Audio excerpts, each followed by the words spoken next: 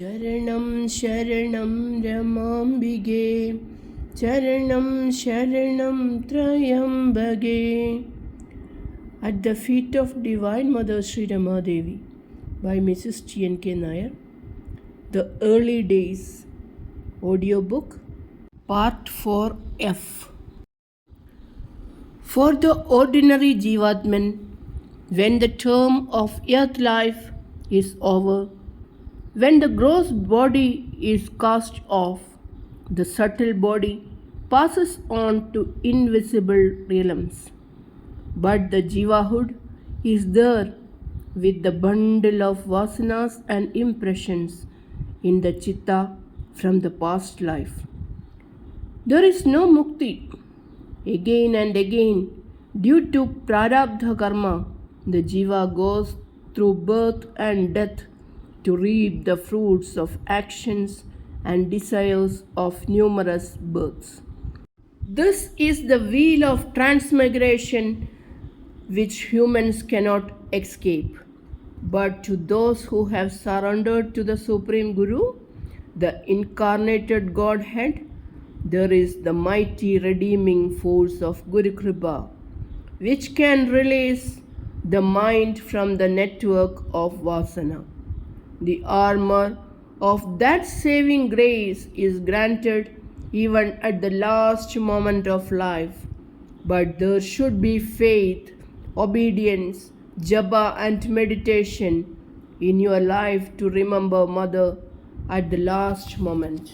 As Sri Krishna proclaimed in the Gita the assurance of redemption with his imperious call to surrender, so also Mother demands that surrender, evolving eternal redemption. Heed these words, for they are Devavani.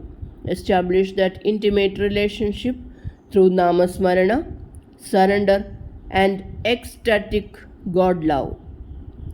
In such intensity of love, in that Mother consciousness, all vasanas and earth cravings become annihilated as ice melting in the sunlight of grace. And in the vision of Mother's transcendental glory, the Jiva gets united at last in the boundless being of the eternal Mother. The golden opportunity had been granted to you, even as the members of the family, to participate in this sacred event. Bear always in mind the great lessons learned and inculcate these in others.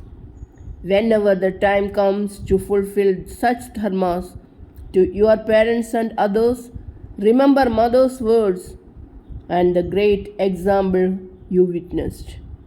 At such moments, you have to be immersed in prayer and japa. Then you can transmit holy vibrations and Mother thought to the departing soul, even if there is no outer consciousness. You have to silently pray to the soul for forgiveness if you have erred in your dharma to the departing soul, knowingly or unknowingly. For however sincerely you do your duties, human beings can rarely be perfect. Pray for their forgiveness and blessings on you and the family. Pray to the soul to depart without any attachment to the world, abiding in Mother consciousness. These are all lessons to be imbibed for a divine order of life. Remember that for all of you who have come under Mother, these are all practical lessons to gain insight, clear vision, and wisdom as ideal householders. Grihasthashrama life as a divine household is the highest in the sense that it is the basic integral support for the other three ashramas. A dignified life of self-mastery enshrined in the combined splendor of the three yogas are steps in the ascent to perfection. Then all work is transmuted into worship with systematic meditations on the higher self and with the dynamic love and dedication to the Guru. The sign of Adhyatmic awakening is the transformation of life into radiant consciousness of Dharma and truth, ever in tune with the infinite power. Acharana, that is correct performance of one's kartavya, is important in every phase of duty. Where is the value of intellectual eminence and the study of Shastras if the mind remains a bundle of attachment and aversions as a bounden slave to the six passions?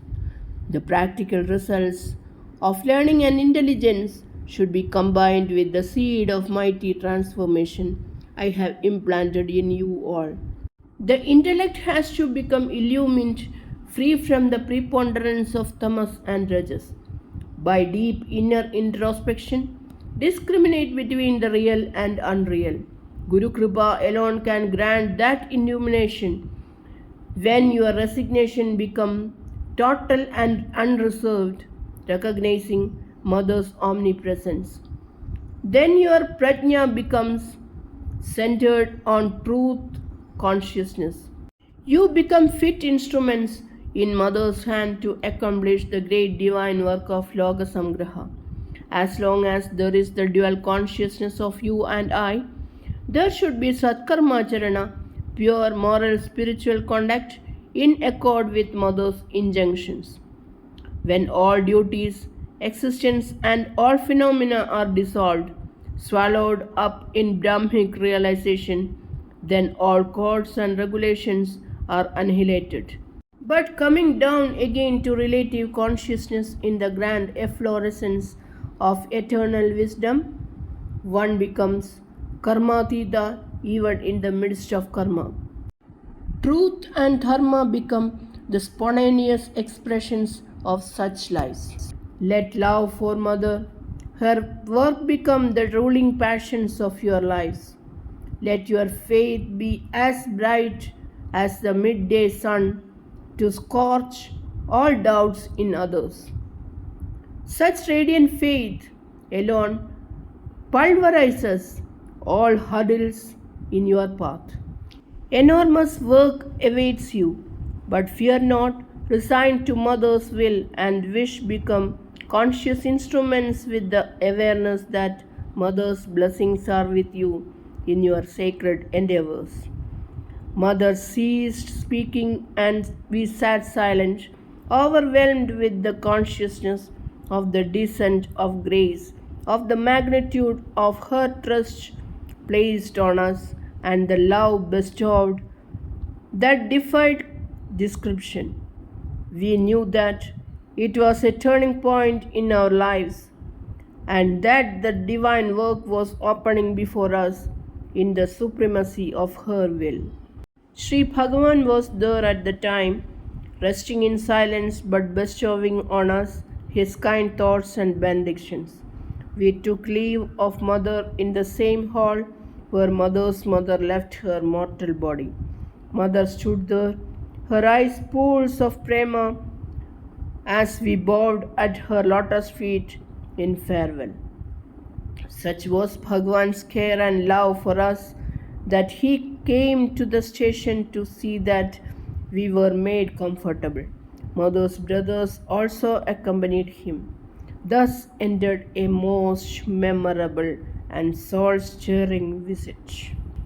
Charanam Sharanam Ramambike, Charanam Sharanam Trayambage, Charanam Sharanam Ramambike, Charanam Sharanam Trayambage, Charanam Sharanam Ramambike, Charanam Sharanam Trayambage.